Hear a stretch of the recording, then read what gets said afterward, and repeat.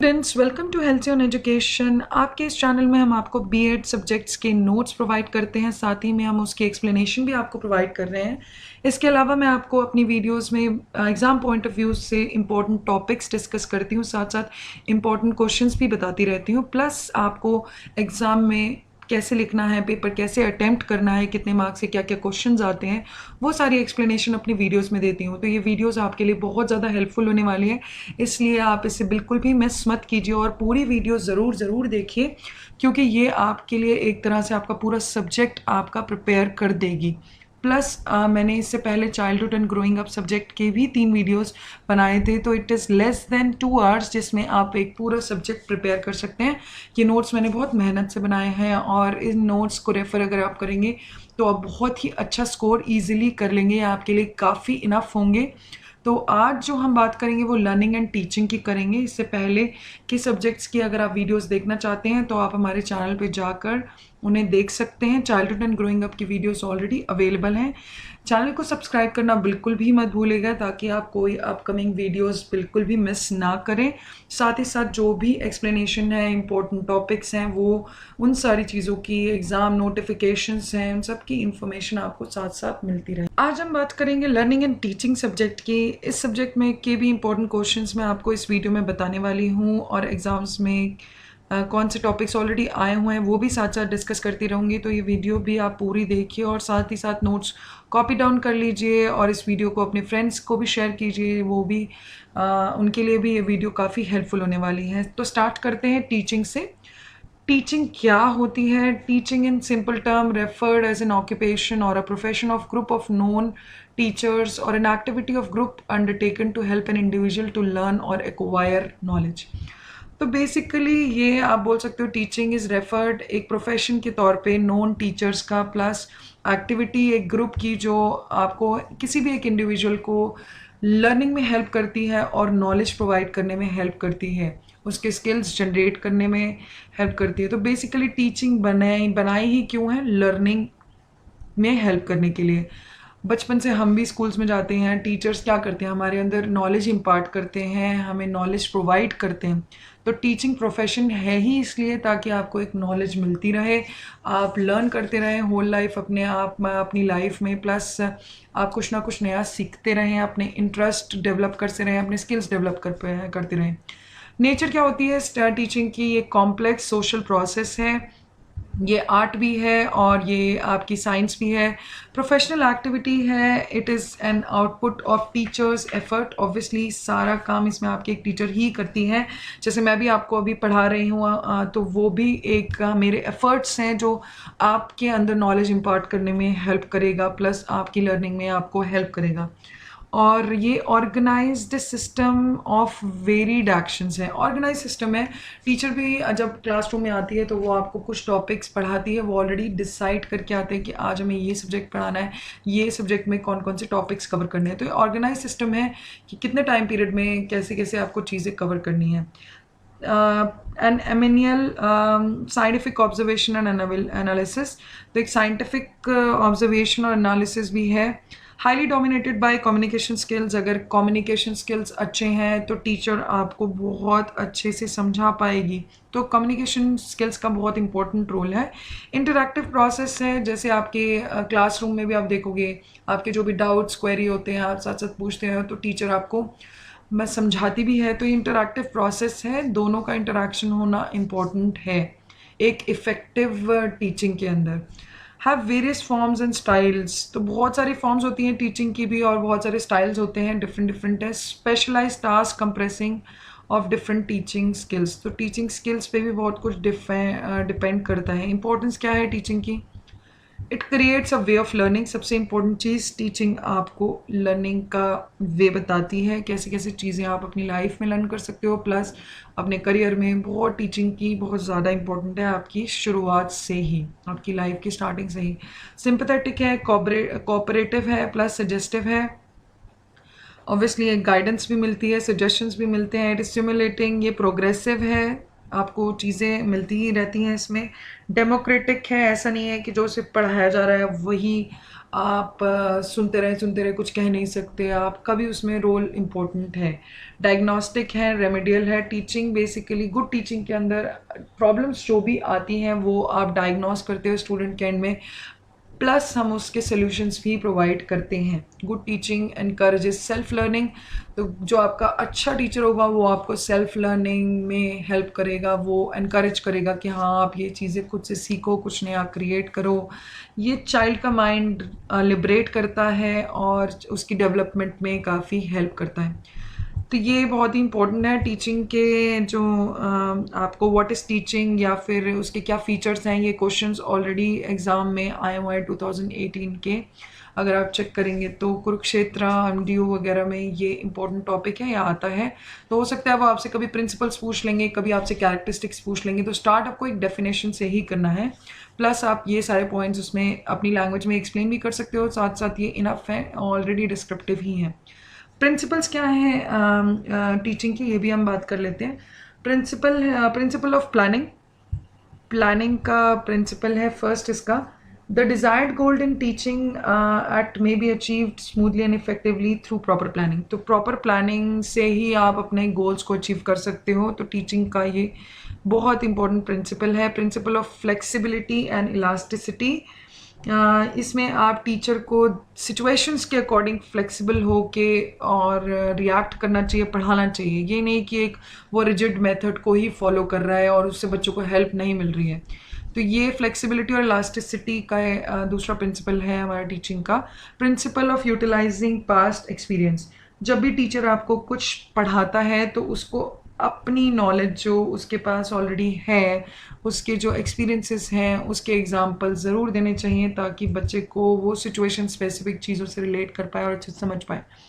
Principle of child सेंटरनेस, इसका मतलब ये है कि आपका टीचिंग का डिज़ायरेबल एम यही होना चाहिए कि चाइल्ड के बिहेवियर में पॉजिटिव चेंजेस आए, वो चीज़ें समझे। तो चाइल्ड सेंट्रिक होना चाहिए, ये नहीं कि आप टीचर सेंट्रिक उसे बना रहे हो। Principle of linking with actual life, अपनी एक्चुअल लाइफ से उसे लिंक करते रहिए और एक्चुअल लाइफ के एग्जांपल्स को देखते रहिए। ठीक है, ये बहुत ही इंपॉर्टेंट प्रिंसिपल्स हैं। इसके अलावा आप साइकोलॉजिकल प्रिंसिपल्स भी हैं इसके, वो क्या क्या हैं वो आप देख सकते हैं। Principles of motivation and interest, psychological development में टीचिंग का बहुत बहुत इंपॉर्टेंट रोल होता है। तो प्रिंसिपल उसका क्या कहते हैं वो है principle of motivation, principle of interest, principle of repetition and exercise. तो मोटिवेट और इंटरेस्ट डेवलप करना आपका बहुत इम्पोर्टेंट पोटेंशियल और हर तरीके के बच्चे के जो एनर्जी उनके अंदर जनरेट करना, मोटिवेट करना, इंटरेस्ट डेवलप करना, वो एक साइकोलॉजिकल प्रिंसिपल है टीचिंग का। Principle of repetition and exercise, कि आप कुछ भी चीज़ें जो भी टीचिंग प्रैक्टिस है आपकी उसमें रिवीजन कर रहे हो, प्लस जो आपने कंटेंट बच्चों को पढ़ा दिया है वो आप दोबारा भी रिपीट भी कर सकते हो, उसको एक्सरसाइज करने में हेल्प करें या दोबारा उस चीज़ों को रिपीट करें अगर बच्चों को नहीं समझ आ रहा है तो। और ये बार बार टीचिंग प्रैक्टिस जो है वो रिपीट होती ही है, क्योंकि आपने देखा होगा टीचर्स सेम ही सब्जेक्ट काफ़ी बारी पढ़ाते भी हैं, हर बारी, every year to different students. Principle of changes, rest and recreation. The changes in the content, method, teaching, learning environment, and provision of appropriate rest and recreation create effective learning.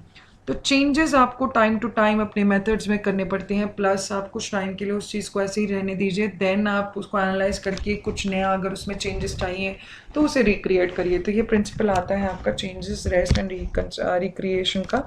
Principle of feedback and reinforcement, immediate knowledge जो आप provide करते हो वो और positive reinforcement आप इसमें डाल सकते हो in the form of praise, grade, certificates, token of money और इंसेंटिव देखना, इंसेंटिव्स वगैरह प्रोवाइड करके। तो अगर आप कुछ भी चीज़ों से अगर आपको बच्चों को कोई पॉजिटिव आउटकम मिलता है, कैश प्राइज मिल रहा है, कोई कंपटीशन जीतने सर्टिफिकेट मिल रहा है, तो वो एज अ मोटिवेशन काम करता है और एक अच्छी जॉयफुल लर्निंग को डेवलप करने में हेल्प करता है, प्लस उसे परमानेंट भी करता है।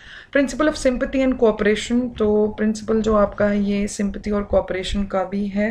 क्लासरूम एनवायरनमेंट लाइवली और फ्रूटफुल तभी होता है जब स्टूडेंट सिंपैथाइज करता है और बच्चों को भी यही समझाता है कि एक दूसरे की हेल्प करना है प्लस कोऑपरेट करना है। Principle of providing trainings to serve, आपको आइडेंटिफाई करना है, जनरलाइज करने हैं अपने कॉन्सेप्ट्स, प्लस आपको ट्रेनिंग प्रोवाइड करनी है ताकि वो आगे हेल्प करें। तो ये भी प्रिंसिपल है टीचिंग का।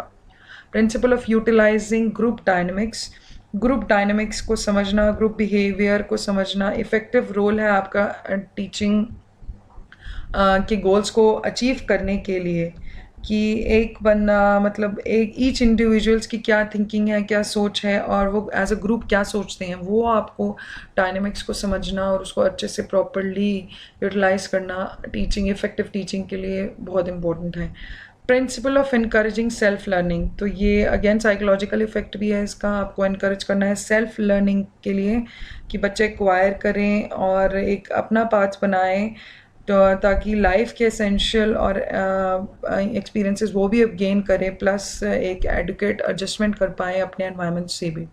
Principle of fastening creativity and self expression, like आप हेल्प करते हो क्रिएटिविटी और सेल्फ एक्सप्रेशन में। टीचिंग, गुड टीचिंग का मतलब यही होता है कि वो अपॉर्चुनिटी दे स्टूडेंट्स को अपने एक्सप्रेशंस को, अपनी क्रिएटिविटी को एक्सप्रेस करने के लिए। प्रिंसिपल ऑफ रेमेडियल टीचिंग, इसमें आप एक teacher as a find out करते हो फॉल्ट लाइज कि क्या क्या फॉल्ट्स हैं प्लस उसके क्या सोल्यूशन हो सकते हैं, ताकि जो भी डिफ़िकल्टीज आ रही है लर्निंग में भी प्लस आपकी टीचिंग में भी, वो सारे आप ग्रोथ एंड डेवलपमेंट बच्चे के लिए जो भी हैम्पर चीज़ें कर रही हैं उसको हटाएं, उसके सॉल्यूशंस प्रोवाइड करें।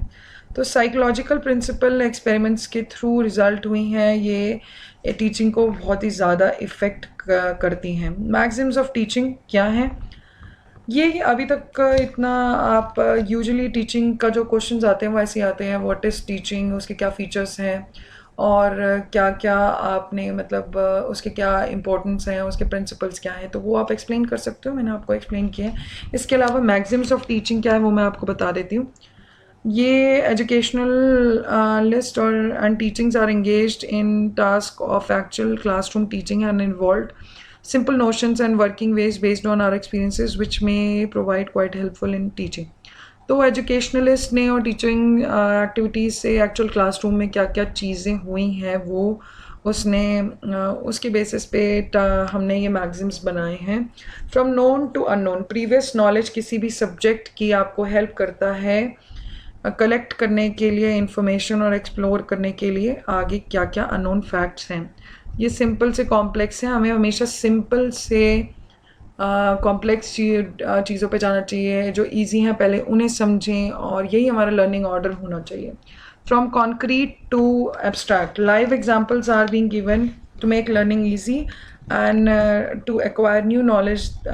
these direct experiences help individual and to learn abstract concepts। तो लिविंग एग्जाम्पल्स हमेशा देने चाहिए लर्निंग को ईजी बनाने के लिए और नई नॉलेज को बढ़ाने के लिए। ये जो एक्सपीरियंसेस होते हैं वही आपको एब्स्ट्रैक्ट कॉन्सेप्ट, जो मुश्किल कॉन्सेप्ट्स हैं उन्हें भी समझने में हेल्प करता है। फ्रॉम पर्टिकुलर टू जनरल, तो टीचर को हमेशा जो है स्टार्ट करना चाहिए लर्निंग और एक्सपीरियंस से एक पर्टिकुलर केस से, फिर उसके इंस्टेंसेस और उसको जनरलाइज करना चाहिए। तो पहले आपके केस के लिए समझो, उसे समझाओ as a teacher, plus then आप उसको कंक्लूड करके उसके इन्फ्रेंसेस निकाल के उसे जनरलाइज करिए कि हाँ ये और भी सिचुएशंस में फिट इन हो सकता है। तो पर्टिकुलर से जनरल में जाना है। फ्रॉम होल पार्ट्स, अब नॉलेज एज अ होल मिलेगी तो ही हम उसे अंडरस्टैंड कर पाते हैं, मोटिवेट होते हैं और वो इफेक्टिव भी होती है। तो जो स्टार्टिंग होनी चाहिए एज एन होल ही होना चाहिए कि क्या क्या ओवरव्यू है, फिर उसके बाद हमें स्टेप बाय स्टेप उसके वेरियस पार्ट्स के बारे में स्टूडेंट्स को बताना चाहिए। From induction to deduction, teaching generalised rules, facts, concepts और principles are placed to the students and they are asked to verify the truth of generalisation. तो इसमें क्या है, हमने जो अपने रूल्स हैं, जनरलाइज फैक्ट्स हैं, कॉन्सेप्ट्स हैं, वो स्टूडेंट्स को दे दिए हैं और अब उन्हें बोला है कि चेक करो कि ये जनरल सिचुएशन में एक पर्टिकुलर इंस्टेंस या एक पर्टिकुलर एग्जाम्पल में फ़िट होते हैं या नहीं। तो ये इंडक्शन से डिडक्शन का के अंदर ये चीज़ें आती हैं. Empirical to rational. Teaching learning is always fruitful to start with what you see, feel, experience rather than we agree on generalized or explained. तो टीचिंग जो है वो हमेशा फ्रूटफुल तभी होती है जब आप अपने एक्सपीरियंसेस से, अपनी फीलिंग से सीखते हो रादर देन एक जनरलाइज थिंग जो ऑलरेडी बने हुए हैं फैक्ट्स, उन्हीं पे ही काम करते हो. तो वो इफ़ेक्टिव टीचिंग लर्निंग प्रोसेस तभी होता है जब आप अपने एक्सपीरियंसेस को इन्वॉल्व करो, अपनी फीलिंग्स को, और आप जो आप देख रहे हो, समझते हो, वो उन सब चीज़ों को इन्वॉल्व करो. From psychological to logical, from psychological point of view, planning and organization of teaching activities are based on child interest abilities, but a wise teacher integrate his teaching activities with psychological principle as well as logics in planning, learning, teaching strategies, evaluation and feedback devices. तो psychological to logical. अब एक logical point of view से, psychological point of view से देखें तो organisation जो teaching activities एक teacher को करनी चाहिए वो चाइल्ड को सेंट्रिक रख के कि उसकी क्या एबिलिटी है, क्या नीड्स हैं और क्या कैपेसिटीज़ हैं. बट एक्चुअल में इफ़ेक्टिव वो तभी होगा जब टीचर की खुद की भी जो टीचिंग एक्टिविटीज़ हैं, जो लॉजिक्स हैं प्लानिंग में कि कैसे कैसे पढ़ाना है, क्या क्या एक्सपीरियंसेस मुझे उन्हें देने हैं, प्लस कौन सी स्ट्रैटेजीज़ यूज़ करनी है, कैसे मुझे चीज़ें एवेलुएट करनी है, उन सब पे भी कौन सी फीडबैक डिवाइसेस यूज़ करनी है, उन सब पे भी बहुत ज़्यादा डिपेंड करता है. तो ये आपके मैगज़म्स थे टीचिंग के. अब हम बात करेंगे फेजेस ऑफ टीचिंग. ये बहुत ही इम्पोर्टेंट क्वेश्चन है, एमडीयू में भी आया हुआ है 2018, कुरुक्षेत्र में भी इसका ऑलरेडी आया हुआ है एग्ज़ाम के अंदर. तो कभी कभी वो बोलते हैं सारे फेजेस को डिस्क्राइब करने में, कभी कभी वो बोल देते हैं कंपेयर करने को फेजेस में कि कौन से फेजेस में क्या होता है. तो आपको टीचिंग ये सारे फेजेस अच्छे से पढ़ने हैं. मैंने इसमें काफ़ी अच्छी एक्सप्लेनेशन दी हुई है, आप साथ साथ इन्हें नोट करते रहिए, आपके लिए हेल्पफुल होगा. आप ये भी लिखाएंगे तो that would be enough. 16 marks में यूजुअली ये क्वेश्चन आ जाता है फेजेस को एक्सप्लेन करने के लिए. तो टीचिंग एक कॉम्प्लेक्स टास्क है, सिस्टमैटिक प्लानिंग इसको चाहिए होती है इस टास्क को परफॉर्म करने के लिए. इसमें बहुत सारे स्टेप्स हैं, कुछ उसको हम बोलते हैं फेजेस ऑफ टीचिंग. इसको हमने 3 चीज़ों में डिवाइड किया हुआ है. Pre active phase of teaching, और इसके बाद जो हमारा इंटरैक्टिव फेज़ आता है, उसके बाद आता है post active phase of teaching. तो सबसे पहले हम बात करेंगे pre active phase of teaching की कि वो क्या है. प्री एक्टिव फेज़ में जब प्रॉपर प्लानिंग टीचर की इसमें होती है, इसमें सारी एक्टिविटीज़ जो टीचर परफॉर्म करती है क्लासरूम में एंटर करने से पहले. तो जैसे मैं अगर आज बात करूं आज की ऑनलाइन क्लास के लिए भी मैंने ये नोट्स ऑलरेडी प्रिपेयर कर रही हैं. तो ये आपका pre active phase of teaching में आ रहा है कि मुझे कौन कौन से टॉपिक्स डिस्कस करने हैं, कौन से इंपॉर्टेंट है, बच्चों को कैसे बताना है. तो ये सारी प्लानिंग जो मैंने करी है वो आपके pre active phase of teaching में आती है. इस फेज़ के अंदर आप सिलेक्शन करते हो कि क्या कंटेंट आपको पढ़ाना है, कैसे उसे ऑर्गेनाइज करना है और इसमें क्या मेथड यूज़ करना है, और डिसीजन आप लेते हो प्रिपरेशन का और कौन सी बुक्स मुझे यूज़ करनी है इवैल्यूएशन के लिए. तो ये सारे जो भी प्लानिंग होती है वो प्री एक्टिव फेज़ में होती हैं. इसमें जो एक्टिविटीज़, सजेस्टेड एक्टिविटीज़ होती हैं, determining goals and objectives plus selection of the content to be taught. तो इसके अंदर आप 2 एक्टिविटीज़ बहुत इंपॉर्टेंट है कि क्या गोल है, क्या ऑब्जेक्टिव है इस चीज़ को पढ़ाने का, कि और प्लस दूसरी चीज़ कि क्या कंटेंट हमें पढ़ाना है. ये बहुत इंपॉर्टेंट है, आपका कंटेंट पे बहुत सारी चीज़ें मैटर करती हैं. तो ये दोनों ही प्री एक्टिव फेज़ में आता है. इसके अलावा भी कुछ एक्टिविटीज़ आप प्री एक्टिव फेज़ में बोल सकते हो. Sequencing of the elements of the content for presentation. तो किस वे में आपको सीक्वेंस करनी है अपनी प्रेजेंटेशन को, अपने कंटेंट को, plus selection about instructional methodology कि आप कौन सा मेथड यूज़ करने वाले हो, कौन सी स्ट्रैटेजी यूज़ करने वाले हो अपने कंटेंट को देखते हुए क्लासरूम में एंटर करने से पहले उनको पढ़ाने के लिए, और कब और क्या स्ट्रैटेजीज़ मुझे यूज़ करनी है, टीचिंग स्ट्रैटेजीज़ कैसे कैसे यूज़ करनी है, कब यूज़ करनी है. वो सारे डिसीजंस, वो सारी एक्टिविटीज़ आपकी pre active phase of teaching में आता है. तो क्लासरूम से पहले बहुत मेहनत करते हैं टीचर्स, वो सारी मेहनत कैसे, ये सारे पॉइंट्स उसमें ही आते हैं, वो प्री एक्टिव फेज़ में होते हैं. इंटरैक्टिव फेज़ ये बहुत ही इंपॉर्टेंट फेज़ है. इस फेज़ के अंदर एग्जीक्यूशन होती है प्लान की, where learning experiences are provided to the students through suitable modes. तो जो भी एक्सपीरियंस है लर्निंग का वो हम प्रोवाइड करते हैं स्टूडेंट्स को. डिफरेंट मोड्स होते हैं उसको भी प्रोवाइड करने के लिए. जो भी टीचर एक्टिविटीज़ परफॉर्म करता है वो after entering the class in an interactive phase of teaching, वो इंटरैक्टिव फेज में आता है। इसमें बेसिकली कंसर्न है हमारा presentation and delivery of the content. आपने क्या कंटेंट बनाया था, उसको कैसे प्रेजेंट करना है और कैसे डिलीवर करना है स्टूडेंट्स को। इसमें हम टीचर क्या करती है, एक्सप्लेनेशन करती है, क्वेश्चंस भी पूछती है, स्टूडेंट्स के रिस्पॉन्स सुनती है, प्लस उन्हें गाइडेंस प्रोवाइड करती है। बहुत सारी एक्टिविटीज़ हैं इसके इंटरैक्टिव फेज में भी। Sizing up of the class, जैसे ही टीचर एंटर करती है क्लास में, पहले तो वो देखती है क्लास कितनी बड़ी है, कैसे स्टूडेंट्स हैं, प्लस कौन से स्टूडेंट्स वो जज करती है कि कौन से स्टूडेंट्स उसको हेल्प करने वाले हैं, प्लस कौन से उस प्रॉब्लम क्रिएट करेंगे। सेम वे स्टूडेंट भी एज अ पर्सनालिटी टीचर की देखता है जैसे वो एंटर करती है कि क्या टीचर कैसी दिख रही है, क्या उसके अंदर सारी क्वालिटीज़ हैं एज अ गुड टीचर। तो वो जजमेंट दोनों एंड पे होता है, ऐसा नहीं है कि एक एंड पे हो रहा है। प्लस नोइंग दी लर्नर्स, तो जब चेक कर लेती है टीचर साइज को, तो उसके बाद वो उनके इंटरेस्ट जानने की कोशिश करती है और एबिलिटीज़ क्या है उनकी, एटीट्यूड क्या है, एकेडमिक बैकग्राउंड क्या रहा है, वो सारी चीज़ें लर्नर्स के बारे में वो जानने की कोशिश करती है। तो ये आपके इंटरैक्टिव फेज़ के अंदर आता है। ऑपरेशंस क्या है इंटरैक्टिव फेज़ में, टीचर का भी PDA है और स्टूडेंट का भी है PDA। P stands for perception, diagnosis and reaction process. तो परसेप्शन क्या है, interaction process demands appropriate perception on the part of students as well as teachers. जैसे ही वो एंटर करती है, जैसे ही टीचर एंटर करता है क्लास में, तो क्या क्लाइमेट है क्लासरूम का, वो अपनी एबिलिटीज़ को चेक करता है। आप जो भी क्लास का ग्रुप है उसके बेसिस पे सेम वे स्टूडेंट्स भी जज करते हैं कि इस बंदे के अंदर कितनी नॉलेज है और कैसे आपको प्रोवाइड, क्या एबिलिटी है आपको चीज़ें समझाने की। तो वो परसेप्शन ऑलरेडी बन जाता है जैसे ही आप क्लास में एंटर करते हैं टीचर।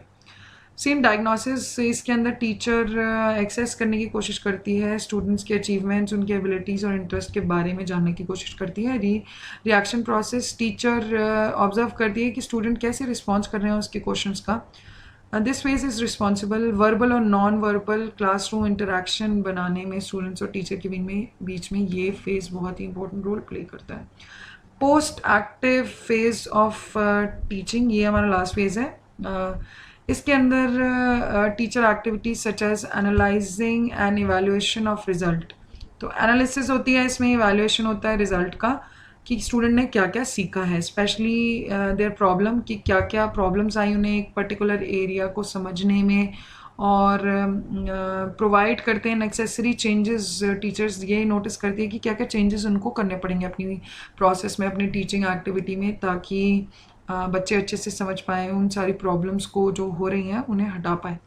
तो इवैल्यूएशन एक्टिविटीज़ में का ये कंसर्न होता है इस फेज़ के अंदर। टीचर क्वेश्चन पूछती हैं वर्बल या रिटन फॉर्म में और फिर मेजर करती हैं कि स्टूडेंट ने क्या, उनका क्या बिहेवियर है। इसके अंदर क्या एक्टिविटीज़ आती हैं, defining the exact dimension of the changes caused by teacher. तो इस फेज़ के अंदर हम बेसिकली मेजर करते हैं कि क्या क्या चेंजेस हमें चाहिए और क्या क्या चेंजेस आए हैं बच्चे के अंदर आपकी टीचिंग के बाद, उसके बिहेवियर में क्या क्या उसने लर्न किया है। एक टेस्टिंग डिवाइस और टेक्निक हम यूज़ करते हैं। ऑब्वियसली आपको जज करना है तो कुछ ना कुछ टेक्निक आपको यूज़ करनी पड़ेगी जज के लिए। तो कभी कभी वो रिटन होती है, कभी कभी आप ओरली क्वेश्चन पूछ रहे हो, कभी आप रिटन टेस्ट लेते हो। Changing the strategies in terms of evidence gathered, तो जो भी आपको रिस्पॉन्सेज मिले हैं उसके बेसिस पे क्या क्या चेंजेस रिक्वायर्ड हैं, वो इस फेज़ के अंदर हम बात करते हैं। तो ये तीनों फेजेस थे, ये एग्ज़ाम में आया हुआ है, इम्पोर्टेंट है। इसके बाद हम बात करेंगे training and instruction and indoctrination की। ट्रेनिंग क्या है, ट्रेनिंग डेवलप करती है स्किल को, नॉलेज को, एक स्पेसिफिक कॉम्पिटेंसीज डेवलप करती है एक इंडिविजुअल के अंदर। इसका एक स्पेसिफिक रोल होता है, एक कैपेसिटी बढ़ाना, कैपेबिलिटी बढ़ाना, प्रोडक्टिविटी और परफॉर्मेंस बढ़ाना, ये प्रोवाइड करती है। ट्रेनिंग से आप किसी भी स्किल में परफेक्शन ले सकते हो। चांस ऑफ इंटरेक्शन ट्रेनिंग के अंदर लेस होता है, क्योंकि एक माइंडसेट होता है कि हमें ये स्किल इम्पार्ट करना है एक पर्टिकुलर इंडिविजुअल के अंदर, तो इंटरेक्शन उतना नहीं रहता टीचिंग के कंपैरिजन में। मेन स्ट्रेस होता है आपका साइकोलॉजिकल डेवलपमेंट में, ये फॉर्मल होती है, लिमिटेड ड्यूरेशन की होती है ट्रेनिंग, ये ऑनगोइंग प्रोसेस नहीं है, कॉन्शियस एफर्ट है ये भी। स्किल करते हो आप एक ट्रेनिंग के अंदर impart for the limited time, क्योंकि environment is less democratic, environment भी इसमें लेस डेमोक्रेटेड होता है क्योंकि आप इम्पार्ट करते हो बस नॉलेज। इंस्ट्रक्शन क्या होता है? Instruction is the facilitation of another learning. अब इंस्ट्रक्टर प्राइमरी और सेकेंडरी इंस्टीट्यूशंस के अंदर टीचर्स ही बुलाते हैं और स्टूडेंट्स के अंदर नॉलेज इम्पार्ट करते हैं, like reading, writing, mathematics, science and history. तो जो पोस्ट सेकेंडरी इंस्टीट्यूशंस में होते हैं उसे हम टीचर्स भी बोल सकते हैं, इंस्ट्रक्शंस भी बोल सकते हैं, इंस्ट्रक्टर्स भी बोल सकते हैं, प्रोफेसर्स भी बोल सकते हैं। तो टाइप ऑफ इंस्टीट्यूशन पे डिपेंड करता है, होते ये भी टीचर्स ही हैं। तो ये एक पर्टिकुलर डिसिप्लिन ही समझाते हैं कि हाँ ये चीज़ें ऐसी ही हैं और आपको ऐसे ही करना है, इंस्ट्रक्ट करते हैं बेसिकली। तो ये आर्टिफिशियल है, लिमिटेड एक्टिविटी है, involve certain advice and skills which brings about changes in child behaviour in limited time and place. तो ये आपके स्किल्स और चेंजेस बना इंस्ट्रक्शन के थ्रू चाइल्ड के बिहेवियर में आती है एक लिमिटेड टाइम के अंदर और लिमिटेड जगह पे। Teacher work as an instructor, यहाँ पे सिर्फ इंस्ट्रक्टर के तौर पे टीचर काम करता है। Instruction means giving factual information and critical analysis. तो फैक्चुअल जो भी इंफॉर्मेशन है वो प्रोवाइड करना, क्रिटिकल एनालिसिस नॉलेज की देना। ये भी फॉर्मल है, लिमिटेड ड्यूरेशन की होती है, ये भी कॉन्शियस एफर्ट है। Aspect of personality of learner are ignore. तो जो लर्नर की पर्सनालिटी है वो इग्नोर होती है, इसमें लर्नर का इतना कंसर्न नहीं देखा जाता। और इसमें जो भी आपके पास रेडीमेड नॉलेज है वो आप सिर्फ माइंड में डालते हो लर्नर्स के कि एक पर्टिकुलर स्किल को आप सीख लो इस टाइम तक के लिए, ये ट्रेनिंग आपके लिए बहुत हेल्पफुल है। तो वो बहुत इंपॉर्टेंट है। इंडोक्ट्रिनेशन, इस पर शॉर्ट नोट्स भी आए हुए हैं आपके पेपर के अंदर कि शॉर्ट नोट्स इंडोक्ट्रिनेशन पे सिंपली लिख दो। कभी कभी क्वेश्चन एग्जामिनर आपसे ये पूछ लेते हैं ट्रेनिंग, टीचिंग, इंडोक्ट्रिनेशन और में डिफरेंस बताओ, इंस्ट्रक्शन में डिफरेंस बताओ। तब आपको ये तीनों के जो फीचर्स हैं वो कंपेयर करने होंगे। तो इंस्ट्रक्शन और ट्रेनिंग का मैंने आपको बता दिया। ये इंडोक्ट्रिनेशन क्या होता है, ये भी एजुकेशन का ही पार्ट है। इसमें अथॉरिटी इम्पोजिशन होता है, स्ट्रिक्ट डिसिप्लिन होता है, रेजिमेंट्स में जैसे आप इंस्ट्रक्ट करते हो वैसे ही फॉलो होता है। ये वन साइडेड है, इसमें कोई इंटरेक्शन कुछ नहीं है, ये अथॉरिटी से डोमिनेटेड है। तो कैरेक्टरिस्टिक्स इसकी क्या हैं? हमारा बेसिकली इंडोक्ट्रिनेशन का बेसिक एम ही ये होता है कि बिलीव्स को चेंज करना, एटीट्यूड को चेंज करना बच्चों के अंदर, और एक पर्टिकुलर सेट ऑफ वैल्यूज़ और प्रिंसिपल उनमें इम्पार्ट करना। और इसका टाइम पीरियड बहुत फिक्स होता है, ये एक्सट्रीमली फॉर्मल होती है, इसका स्कोप बहुत ही लिमिटेड और नैरो है। और अगर आप टीचिंग का कंपेयर करो तो उसका ब्रॉड स्कोप होगा, और ट्रेनिंग में भी इतना नैरो नहीं होगा, ट्रेनिंग में भी scope is compare to indoctrination broad है। डोमिनेटेड अथॉरिटी से है, लेक्चर मेथड इसमें यूज़ करा जाता है। बेसिकली इसमें आप बच्चे का कंसर्न या वो क्या सीख रहा है या उसकी क्या अंदर की एबिलिटीज़ हैं वो उससे आप कंसर्न नहीं होते। चाइल्ड के पास फ्रीडम नहीं होता अपने आप से सीख पाए। प्रोफेशनल टीचर्स ही इसमें नॉलेज इम्पार्ट करते हैं। करिकुलम जो उन्होंने डिफाइन किया होता है वो बिलीव्स पे होता है, आइडियाज़ पे होता है, या रिलीजन और पॉलिटिकल आपके डोगमास के ऊपर डिपेंडेंट है। तो ये सारी चीज़ें मैंने आज की क्लास में कवर की हैं, बाकी के टॉपिक्स हम कवर करेंगे नेक्स्ट क्लास में। मैंने इंपॉर्टेंट क्वेश्चंस आपको बता दिए हैं साथ साथ इस अभी तक के टॉपिक्स के अंदर, तो वो आप इस पूरी वीडियो को ध्यान से सुनिए, नोट करिए नोट्स को, और याद भी हो जाएंगे लिखते लिखते, बहुत जेनरिक है। और अपने फ्रेंड्स के साथ इस वीडियो को जितना हो सके उसे शेयर करिए। आज के लिए इतना ही, थैंक यू सो मच।